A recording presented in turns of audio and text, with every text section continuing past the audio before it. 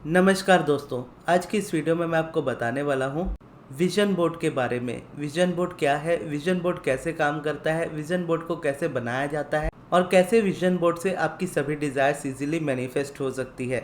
अब जैसा कि लॉ ऑफ अट्रैक्शन में कहा जाता है कि आप जिस चीज़ पे फोकस करते हो वो चीज़ आपकी लाइफ में और भी ज़्यादा बढ़ती जाती है। और अब्राहम कहती है कि अगर आप अपनी लाइफ में सिर्फ उन्हीं चीज़ों को देखते रहो, उन्हीं चीज़ों को ऑब्जर्व करते रहो जो आपके अराउंड हो रहा है, तो वही चीज़ें आपकी लाइफ में रिपीट भी होती रहेंगी। अब वो चाहे पॉजिटिव हो चाहे नेगेटिव हो। अब मोस्टली ऐसा होता है कि करंट रियलिटी हमारी नेगेटिव होती है।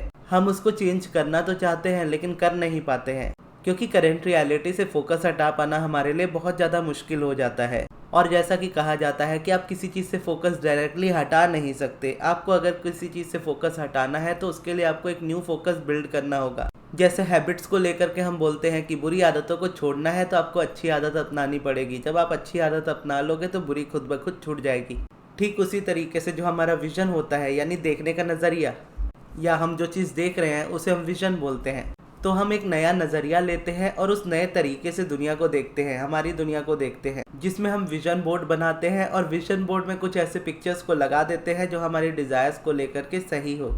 फिर हम क्या करते हैं, हम करंट रियलिटी को छोड़ करके अपने विजन बोर्ड को ज़्यादा देखना प्रेफर करते हैं। और जितना हम विजन बोर्ड को देखते हैं हमारा फोकस उतना ज़्यादा बिल्ड हो रहा होता है। हमारे लिए जो पिवटिंग का प्रोसेस होता है वो ज़्यादा इजीली हो रहा होता है। अब पिवटिंग क्या है, नेगेटिव टू पॉजिटिव शिफ्ट लेना ही पिवटिंग है। वैसे इस पे मैंने डिटेल वीडियो बनाई है, अगर आपको पिवटिंग नहीं पता तो आप जरूर देखिएगा। लेकिन जब आप इस तरीके से विजन बोर्ड बनाते हो और उस पर देखते हो कंटिन्यूसली, तो आपका ध्यान ज़्यादातर आपके विजन बोर्ड की तरफ होता है, जहाँ पर आप अनजाने में ही बहुत आसानी से करंट रियलिटी पर से ध्यान हटा पाते हो, जिसकी वजह से आपकी करंट रियलिटी वाली जो चीज़ें होती है वो कम होने लगती है। और क्योंकि आप विजन बोर्ड पे ज़्यादा फोकस्ड रहते हो तो विजन बोर्ड वाली चीज़ें आपकी लाइफ में आ रही होती है। क्योंकि जैसा लॉ ऑफ अट्रैक्शन में कहा जाता है कि आपको वही ज़्यादा आपकी लाइफ में मिलेगा जिसके ऊपर आपका फोकस सबसे ज़्यादा है। तो पहले आपका फोकस करंट रियलिटी पे था, तो करंट रियलिटी में कुछ चीज़ें ऐसी नज़र आ रही थी जो आप नहीं चाहते थे लेकिन आप देख रहे थे और वही चीज़ रिपीट हो रही थी। अब ऐसे ही आप विजन बोर्ड में सिर्फ उन चीज़ों को लगाओगे जो आप चाहते हो अपनी लाइफ में, और उन्हीं चीज़ों को देखोगे तो आपका फोकस भी उसी जगह पे ज़्यादा रहेगा जो आप अपनी लाइफ में चाहते हो।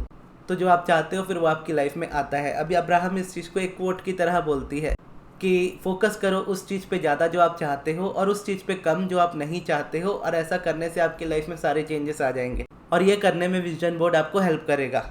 अब विजन बोर्ड बनाने के बहुत सारे तरीके होते हैं। कोई लोग एक पेपर पे भी उसे बनाते हैं और उसे वॉल पे लटका देते हैं, यानी दीवार पे लटका देते हैं, जहाँ पर वो डेली उसे देख सके।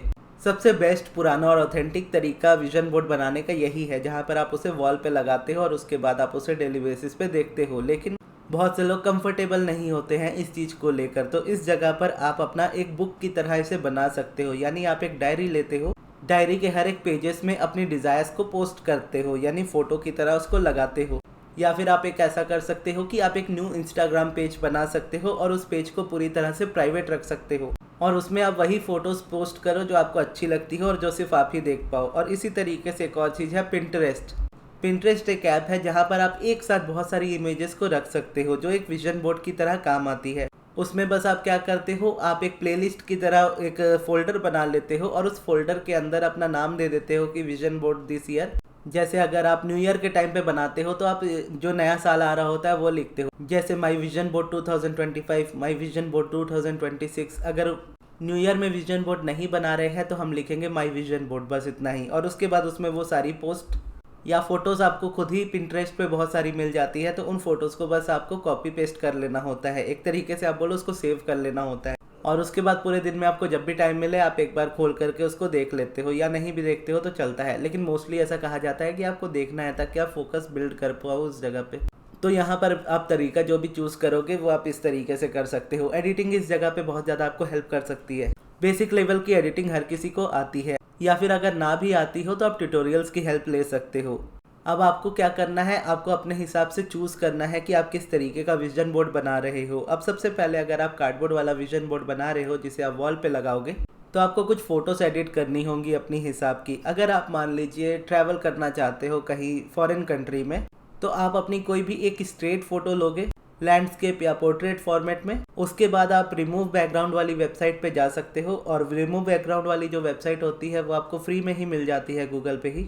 आप एडोबी वाली यूज़ कर सकते हो जो मैं यूज़ करता हूँ। तो वहाँ पर जब आप बैकग्राउंड रिमूव करोगे तो आपकी फ़ोटो का जो बैकग्राउंड होता है वो पूरी तरीके से रिमूव हो जाएगा, सिर्फ आपकी फ़ोटो बचेगी। अब आपको क्या करना है, अब आपको वो डेस्टिनेशन लेनी है जहाँ पर आप जाना चाहते हो। अब मान लीजिए आप दुबई जाना चाहते हो, तो दुबई की सबसे पॉपुलर जगह की फ़ोटो आप लोगे, जैसे बुर्ज खलीफा की आप फ़ोटो लोगे और उस जगह पर उस इमेज को आप रखोगे और उस इमेज के ऊपर अपनी फ़ोटो को एडजस्ट कर दोगे इस तरीके से जैसा लगे कि आप उसी जगह पे खड़े हो। अब ये मोस्टली आपको तब हेल्प करता है जब आप विजुअलाइज ना कर पाओ, क्योंकि विजुअलाइजेशन में भी आप यही कर रहे होते हो कि आप उस जगह पे रियलिटी में नहीं हो लेकिन इमेजिन कर रहे हो कि आप वहाँ हो। लेकिन बहुत लोगों को प्रॉब्लम होती है इस जगह पे ऐसा विजुअलाइज करने में, तो इसीलिए विजन बोर्ड इस जगह पे बहुत ईजी हो जाता है, जहाँ पर आपका विजन भी बन जाता है, वो इमेज भी दिख जाती है, प्लस इमेज देखने में भी आपको आसान लगती है। अब यहाँ पर अगर आप देखोगे ना तो ये आपको क्रिएटिविटी को भी इन्हेंस कर देता है, क्योंकि क्रिएटिविटी के हिसाब से ही आप अपनी फोटोज को एडिट करोगे, तो जिस हिसाब की क्रिएटिविटी आप उसमें लगाओगे एक न्यू तरीके की चीज़ आपको सीखने को मिलेगी, आप उसको एंजॉय भी करोगे। तो मान लीजिए इस तरीके से आपने एक फ़ोटो एडिट करके निकाल ली। अब जब आप इस फोटो को एडिट करके निकाल लोगे, यानी प्रिंट आउट कर लेते हो, जब आप इसको स्टिक करोगे तो आपको ये ध्यान रखना है कि आपके विजन बोर्ड में सबसे बड़ी फ़ोटो जो आपकी होगी वो वाली होनी चाहिए जो आपके लिए सबसे ज़्यादा इंपॉर्टेंट है। अगर दुबई जाना आपके लिए बहुत ज़्यादा इंपॉर्टेंट है या जो भी डिज़ायर आपके लिए बहुत ज़्यादा इंपॉर्टेंट है, उसे आप विजन बोर्ड के सेंटर पे लगाओगे और सेंटर में आप उसे बड़ा करके लगाओगे और उसके अराउंड जो इमेजेस रहेंगी वो उससे छोटी रहेगी, क्योंकि जब भी आप किसी चीज़ पे फोकस करते हो ना तो आपका ध्यान उसके सेंटर पे जाता ही है, या फिर बोलो सबसे बड़े हिस्से पे हमारा ध्यान जाता है। तो अगर वो डिज़ायर आपके लिए सबसे ज़्यादा इंपॉर्टेंट है तो उसे थोड़ा बड़ा करके आप सेंटर पे लगाइएगा, ताकि जब भी आपका ध्यान जाए सबसे पहले उसी इमेज पे जाए। और फिर उस इमेज को जब आप स्टिक करोगे तो स्टिक करने के बाद उसके नीचे आप लिख दीजिएगा माई दुबई ट्रिप। और अगर आप इस तरीके से किसी दूसरी कंट्री में शिफ्ट होना चाहते हो तो आपको ऐसी इमेजेस लेनी है जहाँ पर मोस्टली आपने अपने घर वाले कपड़े पहने हो, यानी इस तरीके के कपड़े पहने हो जो मोस्टली आप अपने घर पे पहनते हो।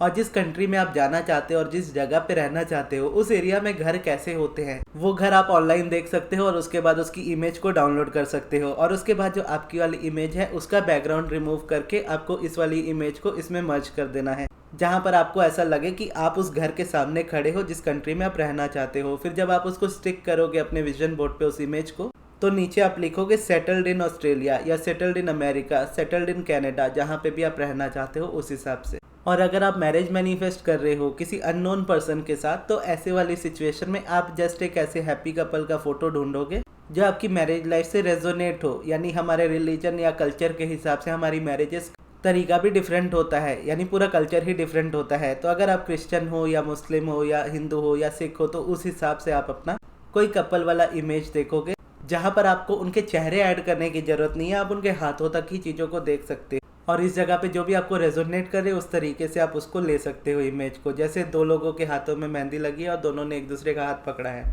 या फिर फीमेल के हाथ में चूड़ा पहना है उन्होंने और आपने हाथ पकड़ा है, इस तरीके से।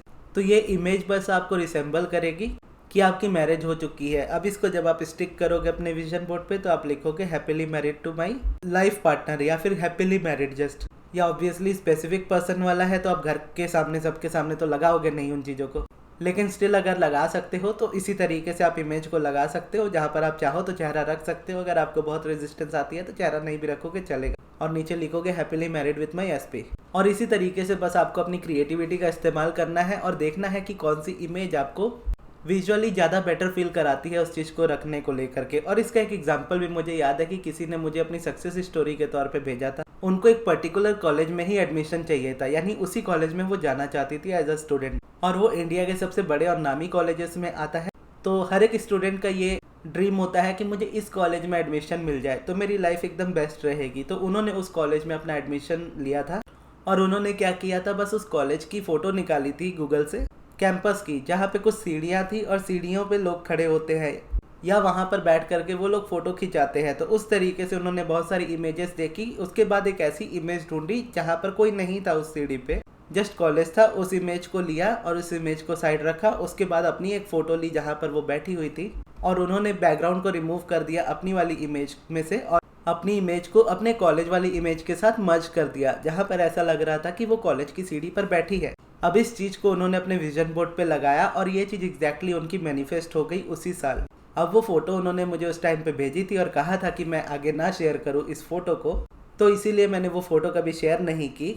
और उन्होंने कहा था कि अगर आप ऐसे ही सक्सेस स्टोरी वाइज इसको शेयर करना चाहो तो आप कर सकते हो। तो आज वो मुझे परफेक्ट मौका मिला है जहाँ पर ये चीज़ मैं आपसे शेयर कर पा रहा हूँ। तो इस तरीके से आप भी अपना विजन बोर्ड बना सकते हो और इस विजन बोर्ड को आप चाहे तो वॉल पे लगाओ या जस्ट आप पिंटरेस्ट पे रखो या इंस्टाग्राम पे अपलोड करो, यह आपके ऊपर है टोटली। लेकिन बस इतना है कि आप उस इमेज को डेली बेसिस पे बस देखते रहो, ज़्यादा थॉट्स क्रिएट नहीं करने हैं, जस्ट एक बार रिवीजन के तौर पे जैसे हम चीज़ों को देखते हैं ना कि बस देख देख के कुछ चीज़ें पार कर रहे हैं।